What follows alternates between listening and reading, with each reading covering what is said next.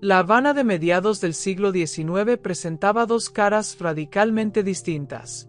Por un lado, la ciudad más próspera del Caribe, con sus palacios neoclásicos en el cerro, sus calesas doradas y sus familias acarócratas que competían en elegancia con la nobleza europea.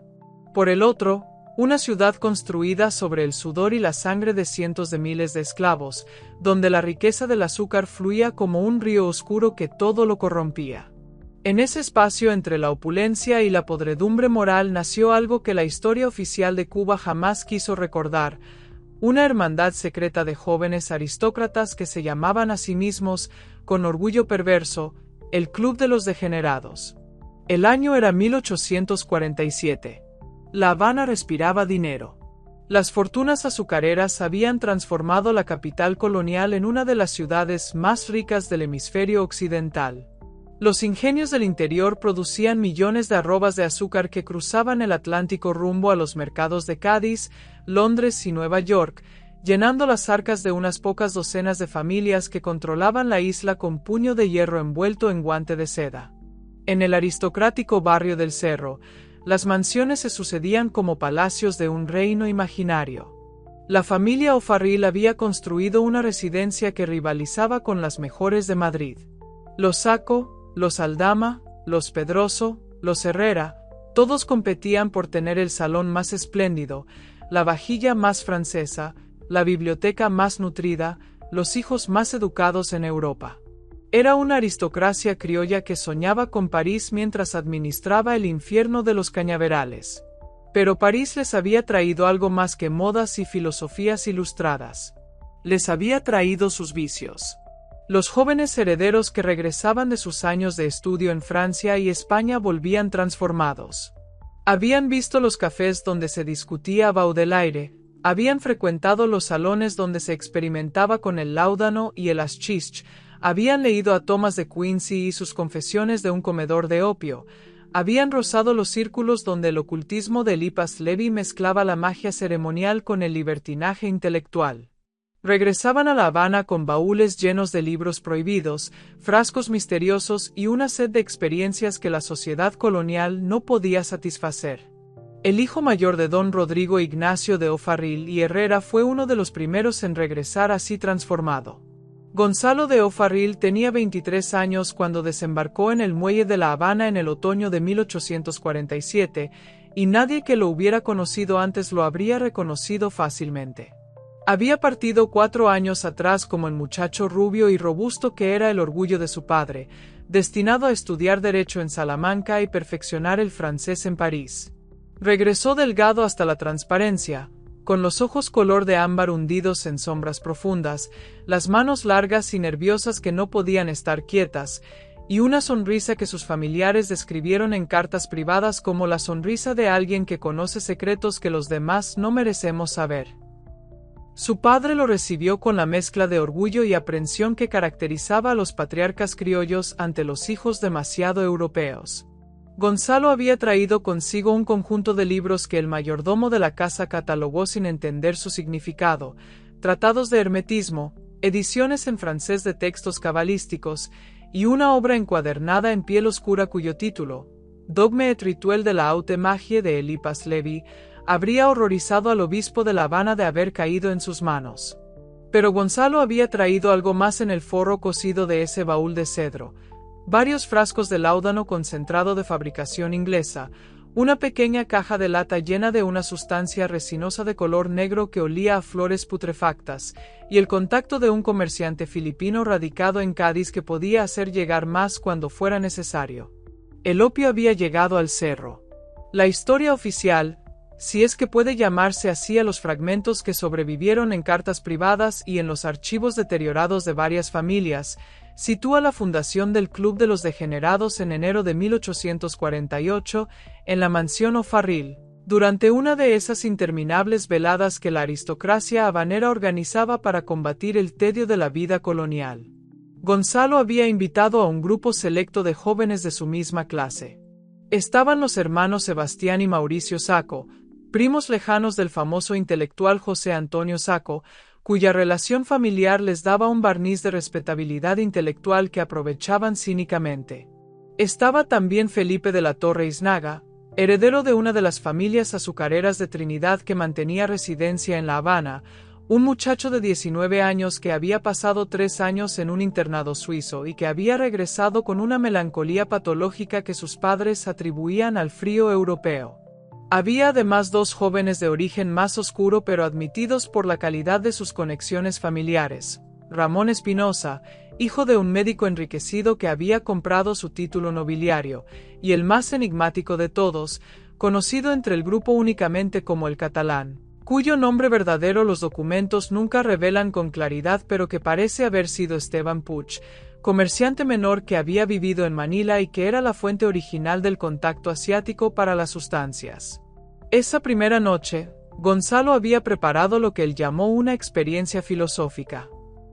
En el salón de música de la mansión, con las pesadas cortinas de damasco cerradas y las ventanas selladas contra el aire de la noche, había dispuesto divanes y cojines orientales que había traído de Marruecos, había perfumado el ambiente con incienso de sándalo, y había preparado, con la precisión meticulosa del estudioso que era, varias pipas de porcelana china cargadas con una mezcla de tabaco local y opio. Leyó en voz alta fragmentos de De Quincey. Habló de los sueños que prometía la amapola del cielo. Habló de cómo los grandes poetas ingleses, los filósofos alemanes, los pintores prerrafaelitas, todos habían bebido de esa misma fuente para tocar algo que estaba más allá del entendimiento normal. Sebastián Sacco fue el primero en reír nerviosamente y tomar la pipa. Felipe de la Torre fue el segundo, sin reír en absoluto, con una seriedad casi clerical que contrastaba con la levedad de la situación. Antes de que la noche terminara, todos habían fumado. Y antes de que amaneciera, los 6 jóvenes estaban tendidos en los divanes orientales de Gonzalo, sumergidos en un silencio dorado y caliente que ninguno de ellos habría podido describir adecuadamente con las palabras del español cotidiano. Habían entrado a algo. No sabían todavía que no había un camino de regreso tan sencillo como habían imaginado. A lo largo de los meses siguientes, las reuniones se formalizaron con la estructura casi litúrgica que Gonzalo había diseñado basándose en sus lecturas ocultistas europeas. El Club de los Degenerados, nombre que adoptaron ellos mismos como declaración de principios y como provocación deliberada contra la moralidad de sus padres, se reunía los viernes por la noche en la mansión O'Farrill, con la complicidad del mayordomo principal, un hombre mulato llamado Celestino que recibía a cambio de su silencio una asignación mensual que triplicaba su salario. El ritual era siempre el mismo, con variaciones que Gonzalo introducía meticulosamente para mantener el sentido de descubrimiento continuo.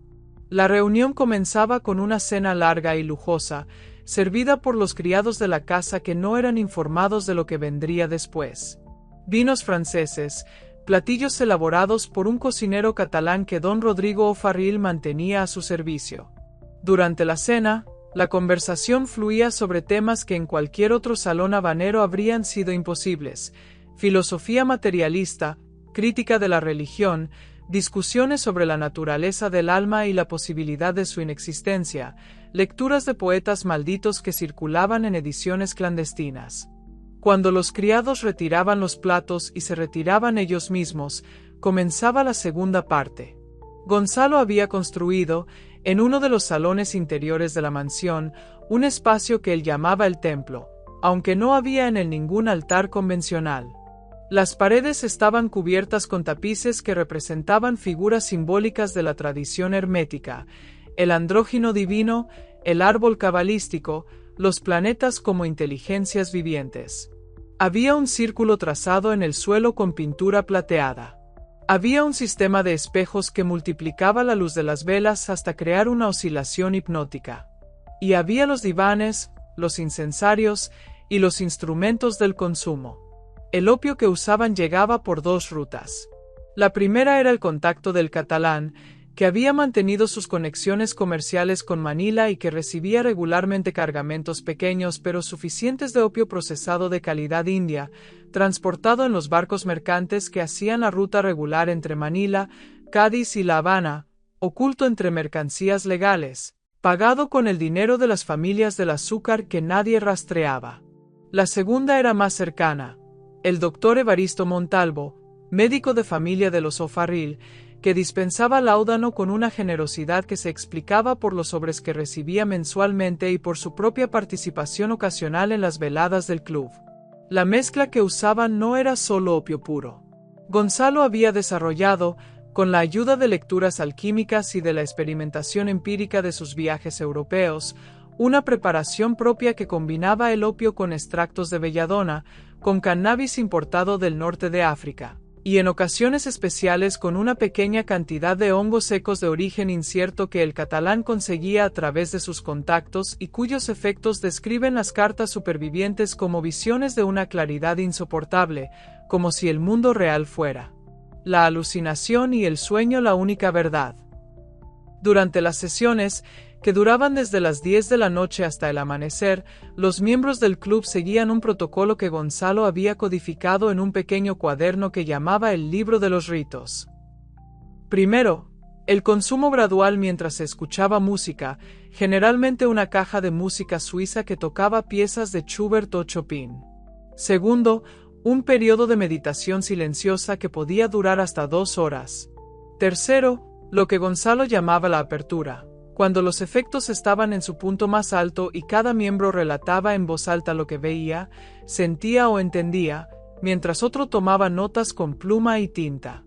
Cuarto, el descenso gradual hacia el sueño, que podía ser interrumpido o prolongado según la voluntad del maestro de sesión, papel que siempre ocupaba Gonzalo. Las notas de esas sesiones, fragmentos de las cuales sobreviven en documentos privados de la familia Sacco que fueron descubiertos en la segunda mitad del siglo XX, revelan un mundo interior de una complejidad perturbadora. Hay descripciones de visiones que mezclan los símbolos herméticos europeos con imágenes de la realidad cubana, cañaverales que arden en la oscuridad mientras figuras que podrían ser esclavos o ángeles danzan entre las llamas. Mansiones que se extienden hasta el infinito y se llenan de corredores laberínticos habitados por presencias que reconocen como muertos de sus propias familias, océanos de azúcar líquida de color dorado sobre los que flotan cuerpos que no pueden hundirse ni nadar. Era como si las drogas estuvieran digiriendo la culpa de sus clases y devolviéndola en forma de imágenes que no podían entender conscientemente pero que tampoco podían olvidar. Para el verano de 1849, el club contaba con 10 miembros regulares y varios adicionales que asistían de forma irregular. La estructura social se había complejizado. Gonzalo seguía siendo el centro intelectual y organizador, pero el catalán había asumido un papel de poder paralelo como controlador exclusivo del suministro, posición que usaba para establecer sus propias lealtades y dependencias dentro del grupo. Nuevos miembros habían traído nuevas dinámicas.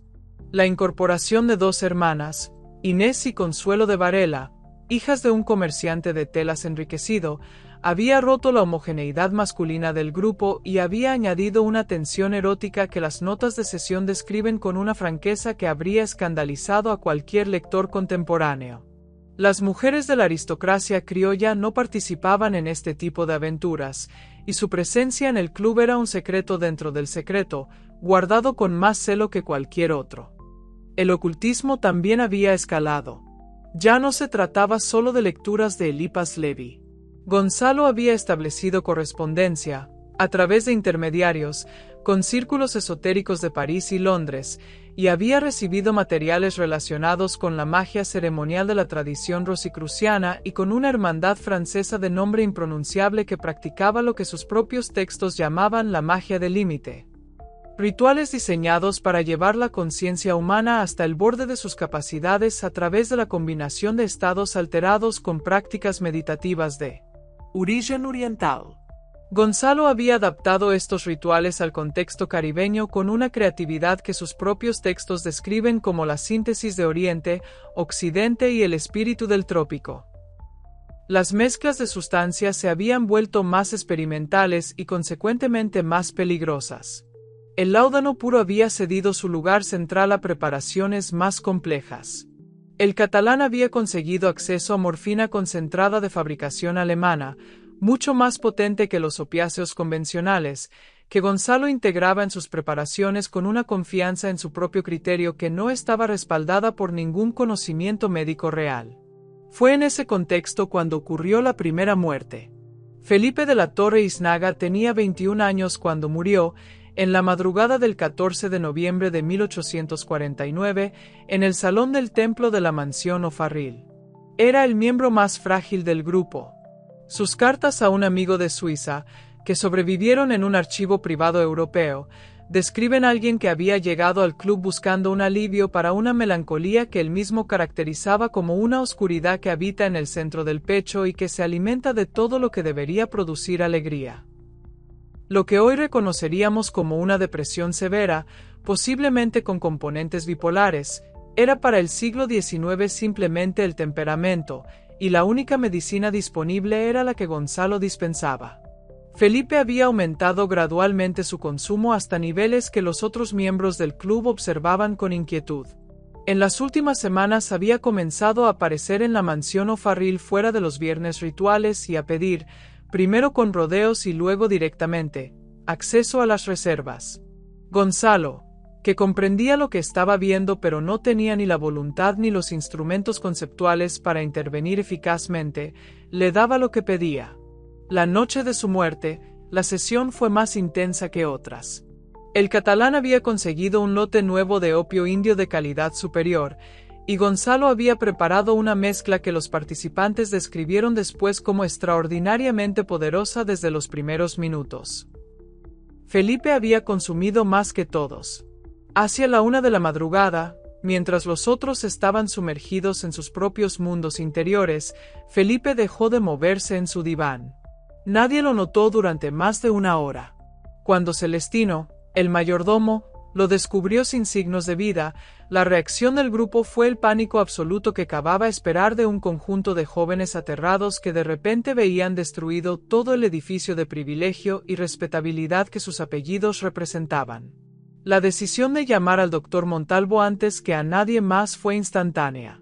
Evaristo Montalvo era uno de los médicos más respetados de La Habana, con una clientela que incluía a las familias más importantes del cerro y que le proporcionaba tanto una fortuna considerable como una posición social que en otra vida habría sido inalcanzable para el hijo de un barbero sevillano. Era inteligente, era discreto, y llevaba más de un año siendo cómplice del club a través de la provisión de láudano y de su participación personal en algunas sesiones menos intensas. Sabía exactamente lo que había ocurrido y sabía exactamente lo que se le pedía. Llegó a la mansión O'Farrill antes de que amaneciera. Examinó el cuerpo de Felipe. Preguntó brevemente a los presentes, que le contaron una versión parcial de los hechos. Guardó silencio durante varios minutos que a los jóvenes aterrorizados les parecieron horas. Y luego dio sus instrucciones. El cuerpo sería trasladado discretamente a la habitación de huéspedes de la mansión, donde Felipe había dormido en otras ocasiones, dando así una explicación plausible a su presencia allí. Montalvo redactaría un certificado médico atribuyendo la muerte a una parálisis cardíaca fulminante, diagnóstico suficientemente ambiguo para ser irrefutable y suficientemente dramático para explicar la muerte súbita de un joven sin historia clínica relevante. La familia de la Torre sería informada de que Felipe había muerto pacíficamente en su sueño, visitando a sus amigos, víctima de un corazón defectuoso que nadie había podido prever. El precio de este servicio, que Montalvo nunca verbalizó como tal pero que fue entendido perfectamente por todas las partes, fue un aumento sustancial de su asignación mensual y la garantía de la protección de los apellidos O'Farrill, Sacco e Iznaga si alguna vez la necesitara. La familia de la Torre recibió la noticia con la devastación y la dignidad que la clase le exigía. Hubo un funeral en la Catedral de La Habana, asistido por lo más selecto de la sociedad habanera. El padre de Felipe hizo una donación para la construcción de una capilla en memoria de su hijo. El nombre de Felipe de la Torre Iznaga quedó grabado en mármol en el nicho familiar del cementerio de Espada, con las fechas de su corta vida y una inscripción en latín que hablaba del cielo y la misericordia divina. Nadie, en los círculos que importaban, supo jamás la verdad. Lo que resulta más perturbador en la historia del Club de los Degenerados no es que Felipe muriera. Es que, después de su muerte, el club continuó. Hubo un periodo de pausa de aproximadamente 3 semanas, durante el cual Gonzalo escribió en su diario privado páginas llenas de una angustia genuina mezclada con reflexiones filosóficas sobre la muerte y el límite de la experiencia humana que son, en su contexto, casi obscenas en su abstracción intelectual. Sebastián Sacco consideró retirarse. Inés de Varela lo hizo efectivamente por varios meses. Pero la dependencia que el opio había creado en los miembros del club era ya demasiado profunda para que el miedo pudiera interrumpirla durante mucho tiempo. Y la estructura de complicidad que existía entre ellos, el conocimiento compartido de lo que había ocurrido la noche de la muerte de Felipe, paradójicamente los unía más que los separaba. Retirarse del club era potencialmente más peligroso que permanecer en él. Las sesiones se reanudaron en enero de 1850, con protocolos que Gonzalo había revisado con la intención declarada de hacerlos más seguros, dosis más bajas, supervisión más estricta, eliminación de las mezclas más experimentales. La intención era sincera. La ejecución fue inconsistente. 3 meses después, los niveles de consumo eran prácticamente idénticos a los anteriores a la muerte de Felipe. Durante los 2 años siguientes, el club vivió en una especie de equilibrio precario que las cartas y diarios del periodo describen como una alternancia entre momentos de intensidad casi mística y periodos de depresión y deterioro físico que los miembros atribuían a diversas causas pero nunca a la verdadera. Gonzalo perdió 20 libras que nunca recuperó. Mauricio Sacco desarrolló una tos que el doctor Montalvo trataba con más láudano, cerrando un círculo de dependencia que tiene algo de pesadilla burocrática. El catalán, que consumía menos que los demás porque mantenía su sentido de los negocios incluso dentro del club, fue el único que siguió funcionando con algo parecido a la normalidad. En el otoño de 1851, Ramón Espinosa, el hijo del médico enriquecido que era el miembro de origen más humilde del grupo, murió en circunstancias que el doctor Montalvo no pudo controlar tan limpiamente como las de Felipe. El problema era que Ramón había muerto en su propia casa, no en la mansión O'Farrill, en presencia de un criado que había entrado a su habitación de madrugada por una razón que los documentos no especifican y había encontrado a su amo inconsciente. El criado, siguiendo los procedimientos normales, había llamado al médico de familia de los Espinosa, que no era Montalvo sino un doctor catalán llamado Ferrer, perfectamente respetable y sin ninguna relación con el club. El doctor Ferrer había encontrado el cuerpo de Ramón con señales físicas que, para cualquier médico con experiencia en el tema, eran inequívocamente compatibles con una sobredosis de opiáceos, la constricción pupilar extrema, la respiración lenta y superficial que había cesado antes de su llegada, los rastros visibles en el cuarto de las parafernalia del consumo que Ramón había sido descuidado en esconder. Ferrer era honesto. Ferrer no estaba en ninguna lista de pago. Y Ferrer, lo que era quizás más importante, tenía dudas personales y profesionales sobre la mortalidad de los jóvenes aristócratas del cerro que lo perturbaban desde hacía tiempo. Sin embargo, Ferrer también era español en Cuba colonial, dependiente de su clientela para vivir, y perfectamente consciente de que el poder que representaban los apellidos involucrados era de una naturaleza que podía destruir su carrera con la misma facilidad con que podía aplastarse una mosca. Pasó 24 horas de angustia visible antes de firmar un certificado que, sin ser tan limpio como los de Montalvo, era suficientemente ambiguo para proteger a las familias involucradas. La diferencia fue que Ferrer habló. No con las autoridades, no con la prensa, no de forma que pudiera crear consecuencias legales. Pero habló en los círculos médicos de La Habana, en conversaciones privadas con colegas de confianza, con el cuidado de alguien que necesita descargar lo que sabe sin destruirse a sí mismo en el proceso. Y sus palabras, fragmentadas y atenuadas pero reconocibles, llegaron eventualmente a los oídos de personas que comenzaron a conectar puntos que antes parecían inconexos. El padre de Ramón Espinosa, el médico enriquecido que había dedicado su vida a ascender socialmente, recibió la muerte de su hijo con un dolor que rápidamente se convirtió en furia. No contra el club, cuya existencia desconocía en detalle, sino contra ese rumor difuso y sin forma que empezaba a circular, la insinuación de que su hijo había muerto de manera vergonzosa, que su muerte tenía algo que ocultar, que el nombre Espinosa era pronunciado en voz baja con una inflexión que no era la del duelo sino la del escándalo. Espinosa padre comenzó a hacer preguntas. Las preguntas llegaron a Gonzalo. La crisis que se desarrolló a lo largo de los últimos meses de 1851 y los primeros de 1852 fue menos dramática de lo que podría haberse esperado, lo cual dice mucho sobre los mecanismos de protección que el dinero y el apellido proporcionaban en la Cuba colonial. Gonzalo, que tenía la inteligencia práctica que a veces acompaña a la brillantez autodestructiva, comprendió antes que nadie que el club había llegado al límite de lo que podía sostenerse.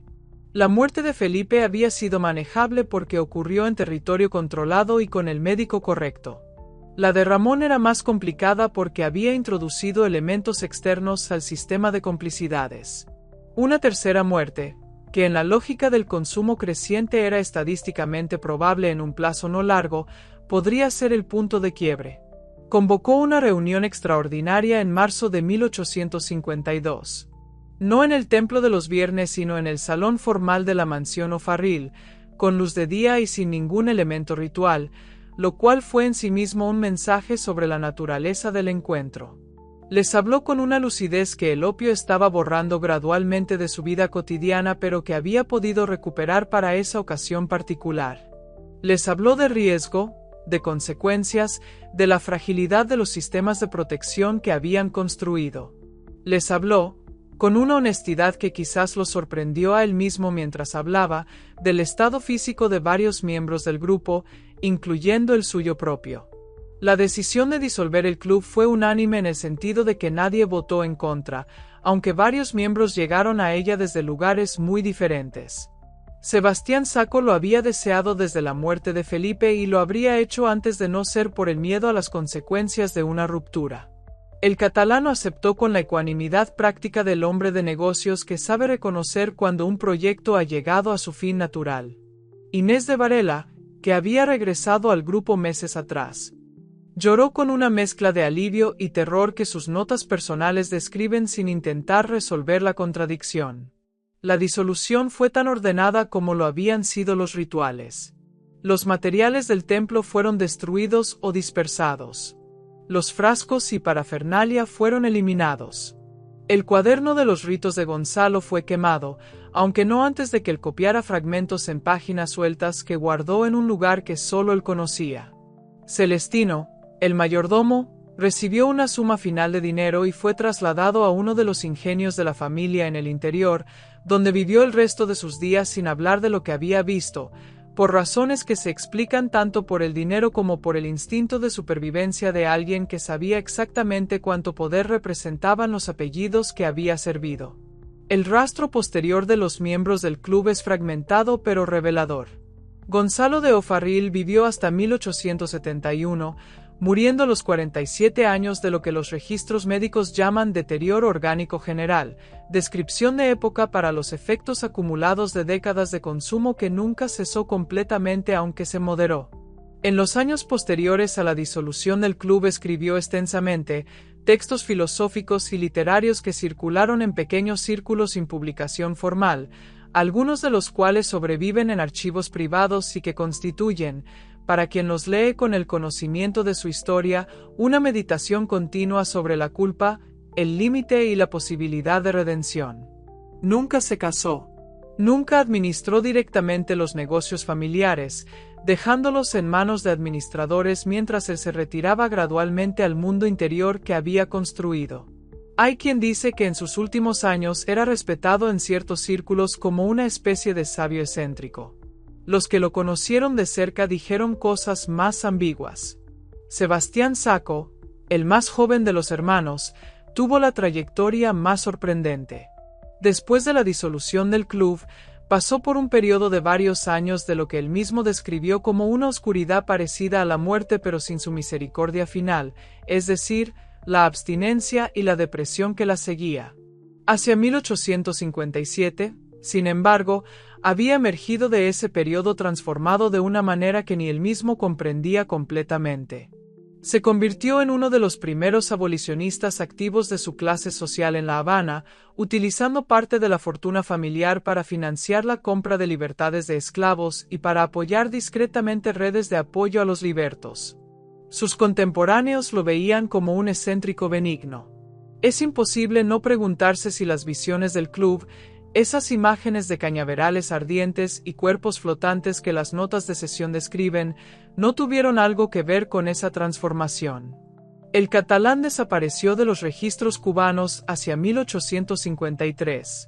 Probablemente regresó a España o continuó hacia Manila. No hay rastro posterior de él en ningún archivo conocido. Inés de Varela se casó en 1853 con un comerciante de Santiago de Cuba y vivió hasta 1899, año de la independencia que nunca llegó a celebrar completamente porque murió en los meses del caos de la guerra. Sus cartas privadas, un conjunto de más de 200 páginas que su nieto descubrió en el fondo de un arcón en los años 1940 y que afortunadamente no destruyó, constituyen uno de los testimonios más completos de la experiencia del club, aunque escritas con una distancia de décadas y una mezcla de horror y nostalgia que la autora nunca resolvió. El Dr. Montalvo continuó ejerciendo su profesión con el mismo éxito que antes, añadiendo a su lista de servicios algunos nuevos relacionados con el tratamiento de la dependencia al opio, campo que conocía de primera mano y en el que desarrolló cierta reputación. Nunca habló de los años del club. Murió en 1878 con su secreto intacto y su fortuna consolidada. La historia del Club de los Degenerados no fue contada mientras vivía quien pudiera contarla. Los que lo vivieron tenían demasiado que perder, o demasiado dolor que proteger, o simplemente no encontraban en el vocabulario de su época las palabras que les permitieran hablar de lo que habían visto y hecho. Lo que sobrevivió fue fragmentario y disperso. Las cartas de Inés de Varela, algunos pasajes del diario de Gonzalo que no fueron destruidos, las notas de sesión que Sebastián Saco guardó sin saber exactamente porque en el fondo de un archivo familiar que nadie revisó durante generaciones, los registros médicos con sus eufemismos reveladores, las listas de gastos de la mansión O'Farrill donde las compras de especias orientales y remedios de farmacia aparecen con una regularidad que solo tiene sentido si se sabe lo que buscaban. Cuba tendría muchas otras historias que contar a lo largo del siglo siguiente: guerras de independencia, revolución, exilio. En ese gran torrente de historia oficial y contraoficial, la pequeña historia oscura de un grupo de jóvenes aristócratas que construyeron un templo del opio en el cerro y pagaron el precio de ello quedó enterrada bajo capas de olvido que quizás era también, en cierto modo, una forma de misericordia. Pero las historias no desaparecen del todo. Permanecen en los archivos privados, en las cartas que nadie quiso quemar del todo, en los certificados médicos con sus diagnósticos demasiado limpios, en las inscripciones de los nichos del cementerio de Espada donde jóvenes que murieron de parálisis cardíaca descansan junto a los que murieron de verdad de eso. Y permanecen en el silencio particular de las familias que saben, que siempre han sabido, y que han decidido que algunas verdades no merecen ser dichas en voz alta mientras haya apellidos que proteger. En La Habana del azúcar y el opio, los muertos guardaban sus secretos. Y los vivos aprendieron a hacer lo mismo. Esta narrativa está basada en el fragmento histórico real del denominado Club de los Degenerados de La Habana decimonónica, expandida con ficción histórica que respeta el contexto social, económico y cultural de la Cuba colonial del siglo XIX. Los nombres de personajes secundarios y detalles narrativos específicos son ficcionalizados, los elementos históricos generales, incluyendo la existencia de redes de consumo de opio entre la aristocracia criolla, los mecanismos de encubrimiento de escándalos familiares mediante médicos de familia, y el interés de los círculos intelectuales cubanos.